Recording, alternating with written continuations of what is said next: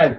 Hi, everybody. Welcome to the Funny Shrink Podcast. I'm here with Frank King, and we have a very special guest this weekend, Jim Mendrinos. I love Jim Mendrinos.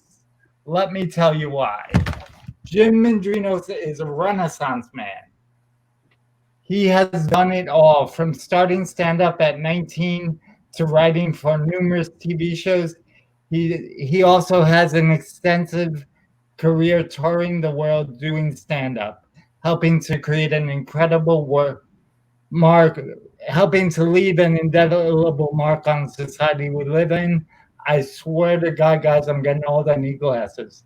He was also the co-creator and mastermind behind the New York Underground Comedy Festival, launching the careers of several stand-ups and allowed for over 70 new comedians to be featured on TV. His newest venture, New Media Comedy Productions, is just one of his many talents ventures. Please check out his Amazon Prime comedy special, Not Dead Yet. Ladies and gentlemen, let's give it up for Jim Mendrinos. Wow. Yay! It actually sounds like I have a career. You have a career. You amass things when you're around as long as I am. When I was writing this, I'm like, God damn, I'm a nobody. Like, it was amazing. I've always been a huge fan of yours. Oh, thank you. It's funny though, because I was interviewing Tom Dreesen for a project, and I'm writing, the intro for Tom, and I'm going, oh yeah, I haven't done crap. I've done nothing. There's always a bigger fish in this business. Didn't Tom Dreesen open for Sinatra or something? Yeah. Sinatra's opening act for like 14 years. Yeah. Yeah. That's kind of a big one. Open for a crowd of 80,000 in Hawaii. Yeah. Yeah. That's a big one. Yeah. But you are the beef master. I was the beef master many, many years ago. No more? No, I haven't done that joke since the 90s. I know nothing of the beef master. Yeah, tell me again, Jim. Why I could not? My lovely wife Wendy, by the way, we're still married 33 years. Awesome. Because Jim and I and Wendy were there because Wendy traveled with me. Yeah. So explain the beef master to me again. Okay, so I don't know if we were on the gig together or I worked with you a couple of weeks after, but I was driving through West Virginia. Just one of those Keith Gisser road gigs many, many years ago. And there's a chain of supermarkets called the Beef Master. And in the drunken thing you do comic-wise, I said, that sounds like the world's worst superhero. And I just kept doing superhero lines like, Beef Master, save me. You'll never get a Beef Master. She'll be skewed first, and London will broil. And they were just all these horrible beef puns. And then whenever I got an audience that I really hated, and I mean, really, and we worked together a lot of crappy gigs over the years. Yeah. You get those audiences that just are giving you nothing. I would just start doing that to make the comics in the back of the room laugh. And so, oddly, clubs started advertising, direct from New York, the Beef Master, Jim Mendrinos. And they're like, no, I'm not doing that. I'm not doing that. Honestly, I'm doing that sarcastically. I'm calling your audience stupid. You really don't want to advertise that. No. But it's what stuck with comics because it really made fun of the audience so hard. I basically was calling them all country bumpkins to their face and not even dealing with it. Yeah, well, some of the gigs, those one-nighters we played back in the day, some of those comedy zones, I'm not saying everybody in a comedy zone is a Bible-thumping, race-baiting, homophobic redneck who thinks the Holocaust is fake and wrestling is real, but... I'll say it. Yeah.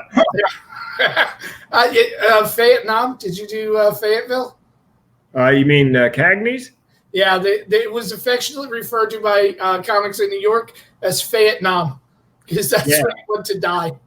I worked with Steve Epstein, one of the Texas outlaw comics.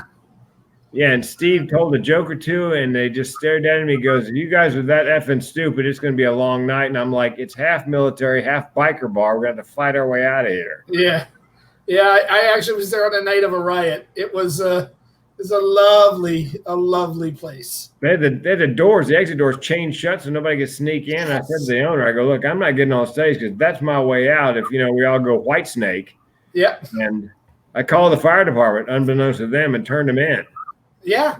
Because I need a way out. Yeah.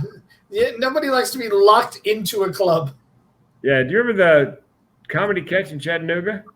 Yeah. Oh, man. I haven't played that since when it first opened in 88. I did it, and then I just went never again. Yeah, and they had a long room. Yep. Brick. And from the stage, the only way out was all the way at the other end of that. It made me nervous. I couldn't. And they had one spotlight that was blaring in your eyeballs the entire time. Yeah. Oh, I remember them well. Why don't you tell us a little bit about how you got into comedy? Well, I'd always loved comedy. I was a strange 8-year-old kid who would sit and watch the Dean Martin roast and then the next day go to school and do a Foster Brooks impression to a bunch of other 8-year-olds looking at me like, what are you doing? And it was dead on, too. I had the hiccups down. And then I always loved comedy. And then I saw Freddie Prinze. I saw Freddie Prinze on The Tonight Show, and he talked about having an immigrant dad, and I had an immigrant dad. And he talked about, living in a tenement, and I lived in a tenement. He talked about having a crazy super, and I had a crazy super. And it was, you love at first sight. I mean, the first man crush of all time, probably Freddie Prinze. And I said, that's what I'm going to do when I grow up. Ironically, I was about 12 and he was about 20 when I saw him on The Tonight Show. It was like an 8-year difference in our age. And I stalked him. I mean, I found out he was from Washington Heights. I lived in Manhattan. I went up to his neighborhood. I met his mom and dad. They were good people. They made me lunch. I'm not kidding you. I mean, I really was obsessed over Freddie Prinze. I met him twice, when he came to visit his parents. Like, his mom called me and said, Freddie's going to be here tomorrow. Come here. Like, yeah. I mean, she thought it was adorable that there was this kid that wanted to be just like her son. You were an OG stalker. Oh, big time. But I'm also 12 years old, so I look harmless. And so I knew this was what I wanted to do. And then at 18, I got into radio. I got into acting. And then at 19, I decided, okay, this is it. I'm going to do stand-up. So I waited out the line at Catch a Rising Star. And you would wait 12 hours. You would wait until 6 p.m. and people started lining up at 6 a.m. because there were only 8 numbers given out on any Monday. And if you got up to go to the bathroom, you'd lose your place online. It was just horrible. But I waited it out, and I got my number. And I went up that night. And I had been going to the comedy club for weeks before, just to make sure I knew what I was doing. And the MC recognized me from the audience, obviously.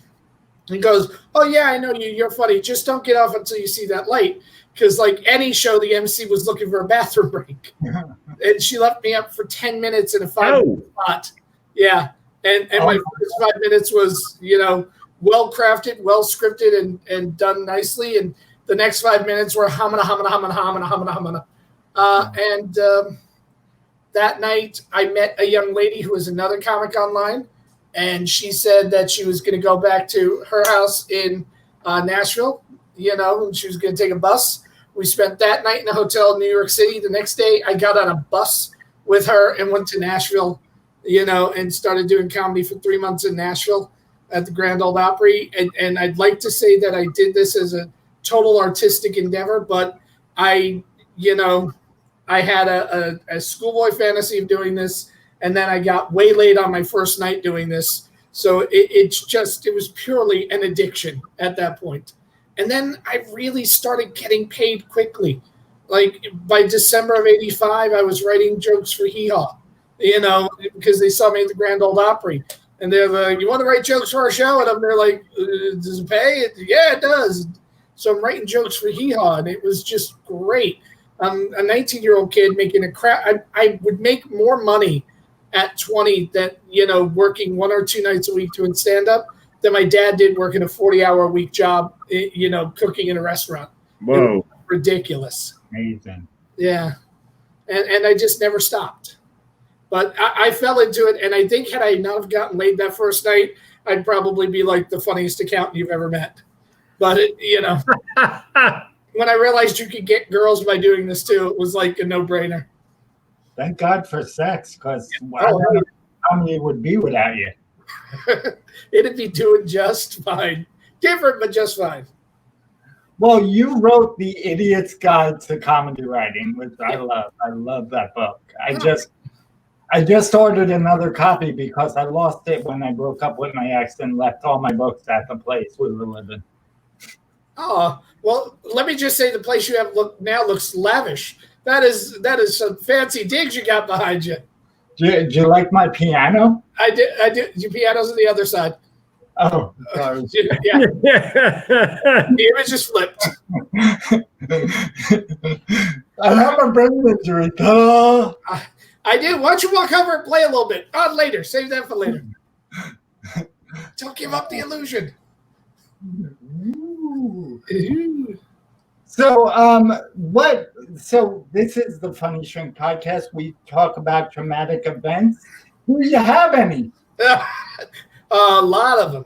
Yeah, besides working with me, what we're that wasn't traumatic. If I remember, that was drunken, but it wasn't traumatic.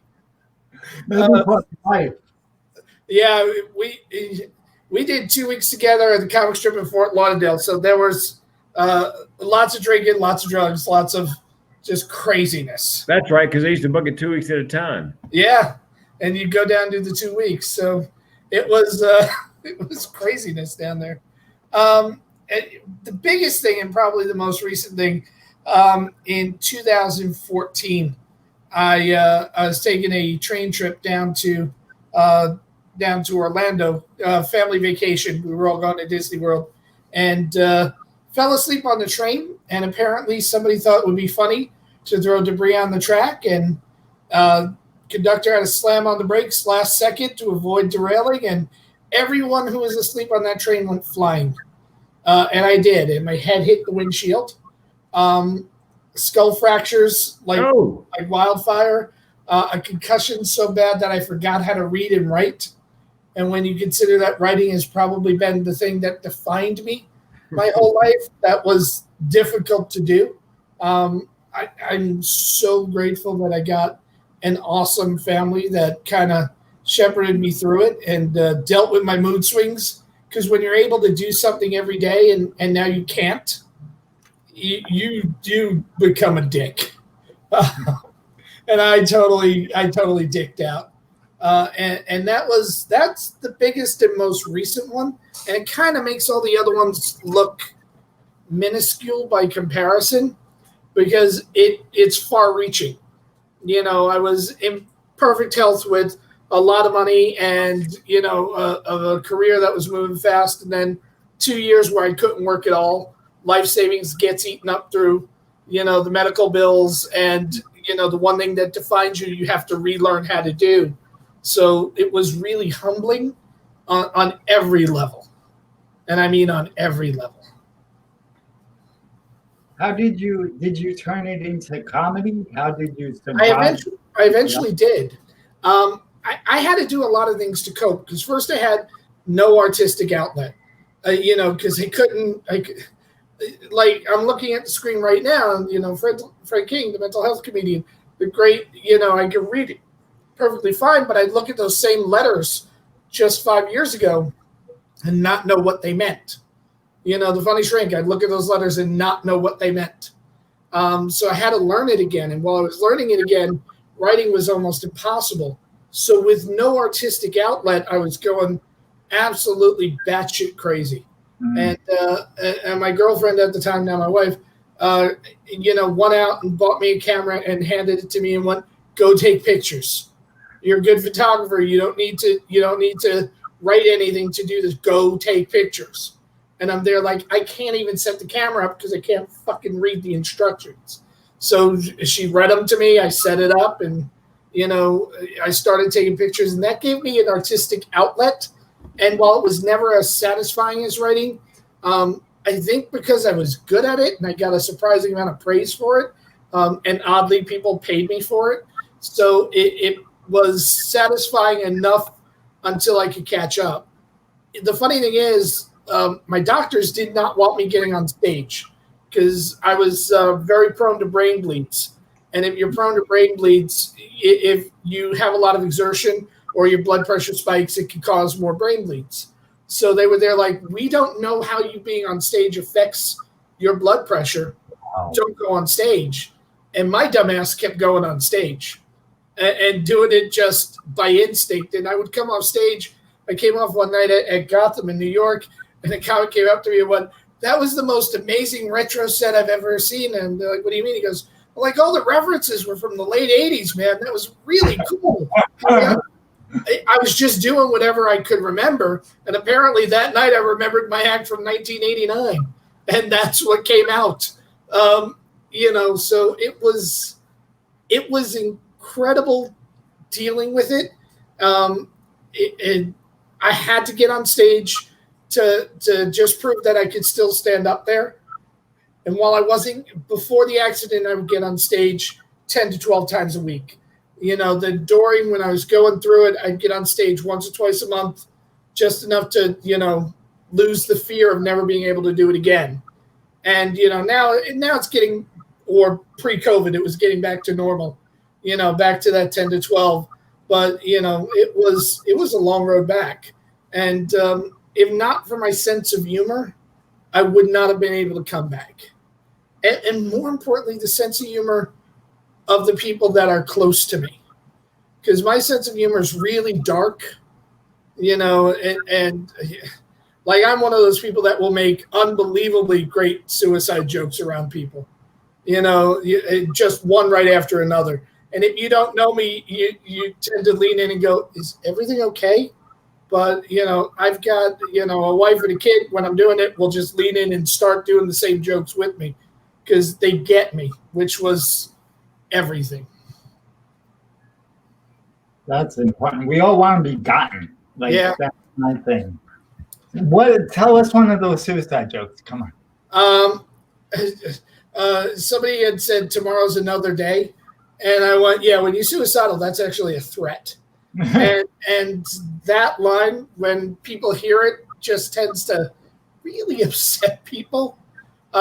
There's a line that I have in my act where I talk about having lost all my life savings through medical illnesses. And I said, currently my retirement plan is a 45 and a hollow tip bullet. And when you do that on stage, people laugh, but it's that laugh and then that uncomfortable stop to the laugh, like, oh, that. And hey, I know it well. I got to an age, I think I was in my late 50s. I got one of those advertisements in the mail for the walk-in tub. Yeah. And I said to somebody, I said, I got the ad for the walk-in tub. They go, yeah. I go, listen, when it gets to that point, I'm not going with a walk-in tub. I'm going with gun in mouth. It's true. I one of the things I've said it to my wife, and I'll say it on stage every once in a while. If I get to the point where I'm so old that I can't fuck or eat ice cream, just kill me. Just kill me. Just put the pillow over my face and let me go into that good night. And I'll be honest with you, as long as the ice cream is there, I think I can hang on. Somebody said to me, just pull yourself up by your bootstraps. I go, yeah, kind of hard to do when you're hanging from your belt. Yeah. Yeah. We're also at the age where we're not bendy enough to reach the bootstraps. So unless you're going to give me a hand, you need my grandmother killed herself with a gas stove. My great aunt killed herself with a refrigerator. I said in my TED Talk, what is it with my family and major appliances? I go by a Sears, I tear up. Oh, we need to keep you away from the microwave as you get older. Yeah. Humor is everything when you're dealing with crisis. If you don't have humor, you're not going to get there. There was, I had gone, and this is a point of pride, I had gone about 30 years where I never had to balance a checkbook or worry about a check. If I wanted to write a check for something within reason, I mean, I'm not going to buy a house with the check, but within reason, if I wanted to buy something, I knew I had it. And it was very much a point of pride for me. And I remember, post-accident, somebody having to show me how to balance a checkbook because I was living that close to the bone. Whoa. Where I was like, yeah, that's new for me, and so you have to have a sense of humor about it, I'm just impressed you can balance a checkbook. I've never done. Well, when you don't have much money, it's easier to balance. Which in my heyday, I couldn't balance that book. This one, there's not enough decimal points for me to fuck it up. I've got $20 in the dream. That's about it. Yeah, I only got the dream. That's the sad part right now. So these traumatic experiences sound like they've informed your comedy. Did they teach you anything about yourself you didn't already know? Yeah, and if you're really open to the lessons, you learn something every day. I have a resiliency that I didn't think I had. I don't know what your experience growing up was, but I had an immigrant dad. So, and from Eastern Europe, Greek dad. So, would work 12 hours in one kitchen, then walk 4 blocks and work another 4 in another kitchen. Because, that's what men do to provide for their family, that kind of dad. So by comparison, I was always soft. Who's this kid? He's overeducated. He makes his living by standing on stage telling jokes. Who does he think and I had always viewed myself as lucky as opposed to resilient. And then I saw how hard I fought to get back to where I was. And not just to get back to where I was, there's still some things I've lost memory-wise that I can't seem to master. I used to play guitar. Now my hands, translation between my brain and my hands, I'm always playing the wrong chord. I haven't gotten that back yet. Certain sounds, I used to be able to remember my parents' voices. I can't remember that anymore. That went away. But I fought to get back all my reading and writing skills. I fought to get back all my cognitive skills. I fought to get back my ability to write, and I've written more in the past 2 years than in any other, 2-year period of my life. And that was all a fight that I had to learn that I was capable of, because it was really easy to just give up at that moment. When everyone was saying, just take time off, go on disability, lay on your couch, and don't worry about doing anything for the rest of your life, you're done, which is essentially what the doctors were saying. And I'm there like, no, I'm not done at 50. That's not happening. I relate. I have a disability, as you guys know. And like when I was growing up, people would be like, yeah, just get on disability. No, I want to do something with my life. Yeah. And to your point, my dad his family's from Cuba, and he worked wherever he could get a job. He was educated, but he worked in freezers to support us. He was a salesman to support us. And when he saw me do stand-up one time, when I was just about to make it, I was doing a show at Gotham and Jim Gaffigan headlined. He goes, "You and that Hot Pockets guy were the 2 best on this show, but don't quit your job." That was his word of advice. Don't follow your dream, just aim high enough. Yeah. So, don't follow your dream, but just let your dream ride along with you for a while. Yeah. On the work ethic, Jim, Larry Miller, years ago, working good nights, he had a bit about whatever happened to the Protestant work ethic. My dad, 3 jobs to put us all through college. Me, I go to the bank, the post office, I got to take a nap. How'd that happen? Yeah, it really, but it's a misconception. We're not as soft as we think we are. No. We're not nearly as bad as we think we are. I have always in my life suffered from seasonal depression. When the winter comes, I'm miserable. Just awful. And I was going through a stretch. This is very odd. I was going through a stretch where even though I'm getting more productive, I couldn't shake the depression. Summer came and the depression stayed. And then the fall came and the depression stayed. So I was writing almost 2 years of it not ebbing.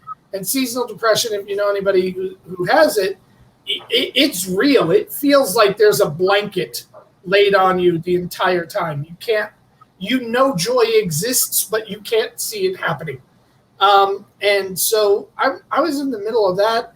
And when COVID hit and I realized I got a wife to take care of, I got a kid to take care of, I got other people that are depending on me, that lifted. So you find that when, you've been given that foundation of, good, solid work advice and good, solid examples from your parents, you do rise to the occasion. Sure. And it's odd that I'm this old when I'm discovering that. Do you know what I mean? I would have liked to have discovered that in my 20s or 30s, as opposed to just going around thinking, I'm a lucky bastard. I get to hang out at the Playboy Club and write for TV. Woo! Yeah. Yeah. Yeah, you didn't have it in you back then. Now you can appreciate it. Yeah. Well, we hope that that's what it is. I can't remember shit these days, and I have a brain injury, which is fine. Like, that's level. I've known that my whole life. Once I started smoking crack and crystal meth, my brain went down. Like, I remember going blind in one eye after taking a hit and going, "Oh my God, that was good stuff. Let me do it again." And that my memory was destroyed since then. If I have to go and do like a headliner set, I'll hand my set list to someone in the audience and go, "Look, if I forget any joke at any moment, I'll look at you, just shout something out. Get me back on track." Yeah. To work. It's when your whole life is about what you can do with your brain, and then you have a brain injury, that was just... I can't even explain to you, how much you lose faith in why you're even here. Like, I've got no purpose other than what my brain provides, and right now my brain can't provide anything. I'm a fucking paperweight at this point, and you sit there and you go, okay, I got to get past it. Thankfully, Jesse was there, like, do something artistic. Thankfully, I had people that were pushing me, I was also horribly misdiagnosed when it happened because of concussion protocols. You guys are professionals. You know the concussion protocols. They ask you questions, and depending on how quickly you answer, they determine whether or not you have a concussion. So when the EMTs came on the train and they're like, "What's your mother's maiden name? What's your social security number? What's this? What's that?" I'm answering questions, but they don't know me. How do they know it's right? You know what I mean? And as a comic, when you've been trained for 30 years to just fucking go with the flow, they're asking me questions, and I passed the concussion protocol on the train. It was a week later I started forgetting shit. Like, I drove back to my ex-wife's house after a gig one night as opposed to the place I was living, because that's where I remembered living. Another time I was driving up to Albany, and I made it all the way into New Hampshire before I realized I wasn't going to Boston. It was like that's when it presented. So I went to the doctor and I said, "I'm having memory issues and attention span issues. I think I might have a concussion." And they go, "Well, given your age and stuff, we think this is early onset dementia." And I'm there like, 3 weeks ago, my head hit a windshield and these symptoms started presenting. So you're saying that's not the issue, that I'm actually got a debilitating disease that will kill me. And they spent a good 7 months trying to convince me that this was early onset dementia as opposed to a concussion. And then when I finally got the insurance company to give me the referral to a proper concussion clinic, the one up in Westchester, I went there, and within 20 minutes they went, "Oh yeah, you got a bad one. Holy crap." It's amazing how they wanted to be right more than they wanted to take care of the patient. Oh, yeah. Doctors have the biggest egos. Yeah. Well, yeah. And it's unfortunate when you have to see 20 people a day and you do a checklist of questions and give them a prescription. That's what it's become, as opposed to, all right, what's wrong? How can I fix it? Mm-hmm. Yeah. But again, it's having people, even right down to, at that point, my ex-wife at the time, Leanne, screaming at me, "Go to a different doctor. keep screaming till you find a doctor that'll listen to you. So I had good people in my corner, and part of me worries about what about the people that don't have good people in their corner? Yeah. What about the people that don't have a support group behind them? Because I had a genuine amount of people that loved me and they're like, we're going to get through this. What happens to that guy that's alone at 50 going through this? That's my big takeaway from this. Like, holy crap, how fucking fortunate was I? My fiance is a social worker, and she has her own business working with people with brain injuries. And I think she has a fetish because she likes me, but that's another story. And so she knows, like, all these stories you're talking about, people who have brain injuries later in life, they lose their families. Literally, they forget where they live. Oh yeah. I sat down, and Jessie will remind me of this on occasion. She came over to stay at my place. I was living at that time in Washington Heights, and we had gone to a play, and I couldn't remember how to get home. So she literally had to take me home and grab the keys for me, got me into the apartment, and I'm standing in the apartment that I had lived in at that point for a year and a half, and I looked around, and I said, I don't recognize anything here. I don't know any of the stuff that's in this place. Are you sure I'm in the right place? And that was the moment that she realized how bad I had gotten. That was, and we were dating at that point maybe a year, maybe. So the fact that she didn't just run and flee and just say, what the fuck did I get myself into, is just amazing. And I was able to keep working as a teacher because she would read me the students' homework. So I could comment on it. Could you repeat that last part? I couldn't hear you, Jim. When I wasn't able to make money as a stand-up for a while and I was teaching, I almost had to give that up because I couldn't read any of the students' work. I couldn't read or write. And she would literally sit and read me their work so that I could comment on it. So, it was awesome. She sounds like an amazing woman. Yeah, but it serves a hell of a lot better than me, that's for sure. So what do you want people to know that you got coming up next? Tell us about your special. Not Dead Yet's been running on Amazon Prime for a while. It's an hour-long special that we recorded at the comic strip pre-pandemic. And it's fun because I got to do it on my own terms, using the crew I wanted, and everyone at Amazon was great to me when we did it. So go see that. And there's a lot of other stuff that I have that's actually coming to break. New Media Comedy, my production company, is actually starting its own OTT platform. OTT platforms are things like Amazon and Hulu and Netflix.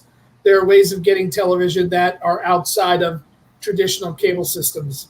We're starting our own one called All Media TV, and we're going to launch in August. And we've got about 60 hours of content on it to launch, and the plans are in the next year to turn that number into 600 hours of content, not just stuff we make, but stuff other people produce as well. Jim, yes? We have a show pilot. It's called Mixed Nuts. It's comedians who live with mental illness. Pilot has 4 of us on there.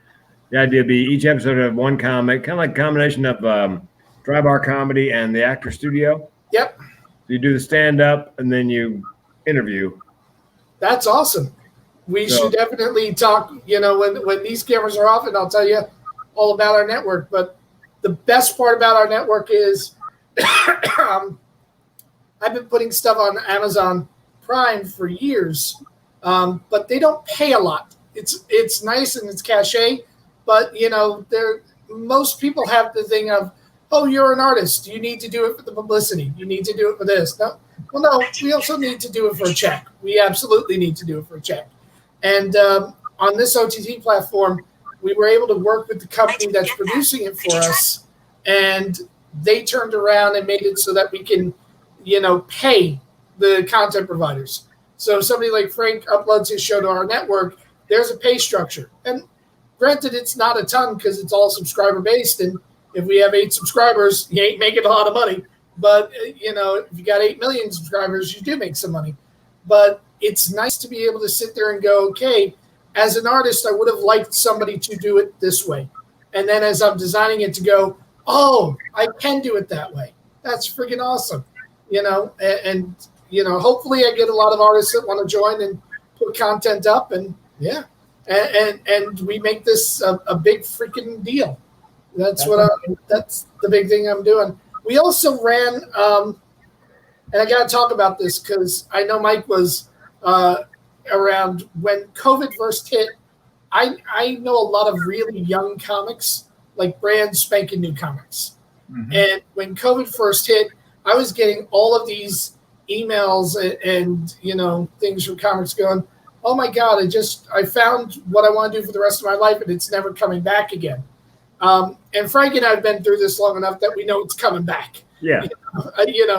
AIDS epidemic hit New York. Clubs were dead for about 2 years. They all came back. After 9/11, nobody wanted to be in a crowded room because everyone thought it was a target. Clubs came back. Financial crisis, clubs come back. The second they open up the doors, there'll be audiences in comedy clubs again. Right. Will it be different? Absolutely. But we were able to put on a festival in April of this year. We relaunched the Underground Festival as an online festival where comics submitted tapes and posted sets that they had done pre-pandemic, and we put it on, and we got over 100,000 people watching it. Whoa! Over the course of 14 days, so we were able to do something nice for the next generation of comics too, because I've always felt, I wouldn't be where I am today if I didn't have really funny guys reach back and teach me. If I didn't have, Sam Kennison screaming at me like, you don't give a shit about anything you're talking about. And me going, fuck, he's right. Or Bill Hicks sitting to me in the condo at Charlie Goodnight's going, you want to know what you did wrong? On a night when I clearly had a better set than that motherfucker. But he was right in his assessment. If I didn't have people that were more talented and better reaching back to help me, I would have never gotten where I am. So we're also trying to keep a wing of New Media Comedy where we can reach back and help the next generation as well. Because that's really important, because long after I'm gone, there's going to be another group of comics coming around. And we've even launched a podcast called Comedy Legacy Podcast, which we interview for an hour or so, sometimes a little bit longer, sometimes a little bit shorter, great comics, and talk about the process. How do you write? How do you acclimate to perform? All of these things. We did Tom Dreesen. We did Franklin Ajayi. We did Anita Wise. We've gotten a lot of heavy hitters. Rob Bartlett's coming up. And, we've also gotten some surprisingly new young people that are taking approaches that are great too. But it's about passing what we know, because we've all been doing this for a while, on to that next generation. Well, Jim. Yes. You should have me on. I would love to. And we can talk about how you go from funny speaker to speaker who's funny, and how you can make as much in a night as you do in a week headlining a comedy club if you. Yeah. Not only do I want that for that podcast, I want to know that for myself. That's the other thing. I had a feeling. Yeah. What's that? Mike, can you pass on Jim's email to me and we can start corresponding? Will do. I think you've got a great story to get booked easily doing that stuff. Yeah, absolutely. Yeah, that would be fun. But what I miss notebooks. Like, I miss having notebooks to write in. Now it's like I have stuff in notebooks. I have stuff in phones. I used to carry around a notebook wherever I went, and there's something about writing it all down. Yeah. Can I talk about a moment of pure joy? Because we've been talking about how you manage through crisis. Yeah. When I finally got my ability to read and write again, I've been writing in notebooks and on index cards and stuff since I'm 19 years old. I have a huge chest with just decades of these books that are thrown in there. And I sat down and opened that chest and read every single one of those notebooks.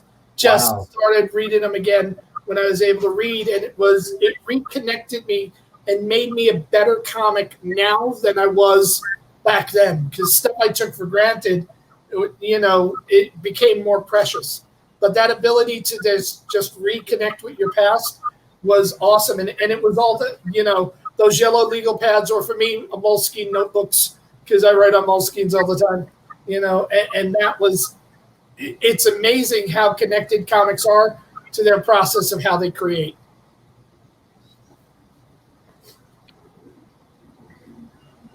Frank, what were you going to say before I cut you off? So you talked about speaking, talked about, Jim, Mike's going to contribute to a book series that I'm involved with. It's a book on men's mental health. It's an anthology like Chicken Soup for the Soul, sort of. It's guys who everything was going great, and then the next 500 words, things went to hell in a handbasket, like the train wreck. Yeah. Last 500 words, how they're coping. Because we interviewed men and said, look, you got issues. What kind of help do you want from whom? They said, we want to hear real stories from real guys and how they're really coping. Yeah. Mike's going to contribute. Stan, a friend of Mike's, is going to contribute another comic. We'd love to have you contribute your story, your head injury. That's a great story. I would love to. Absolutely. If you could help somebody, I'd love to do it. Okay. I'll hook you up with the project manager, also a co-author. Mike's going to do it. Great. Beautiful. Awesome. It was great having you here, Jim. I love connecting with you. And are we still neighbors? You're just over in Islin or Woodbridge, right? Yeah, my studio's over in Woodbridge. You're in Rahway, right? Yes, sir. That is the most beautiful home in Rahway. I do have to say, your place in Rahway behind you is just amazing. But yeah, you like my piano? Wait, where is it? It's right there it is. What I really love is your fireplace. I don't recall seeing a lot of fireplaces in Rahway. I do recall seeing a lot of buildings in Rahway, but not a lot of fireplaces. Well, and Mike said to me, we're having Mendrinos on, and I said, he's still alive? Really? Yeah, not dead yet. Shameless plug. Oh, look at that. There you go. You guys set me up perfectly. Thank you. You're welcome. That's the advantage of being an old pro. So I'm just going to Twitter. Let's tell people where they can reach on social media. On Instagram, which is mostly my photography work, is Mendrinos in Exile. At Jim Mendrinos on Facebook and on Twitter. I'm actually getting set to launch a Twitch channel, which will be awesome. That'll also be at Jim Mendrinos, but I haven't finished throwing up the content yet.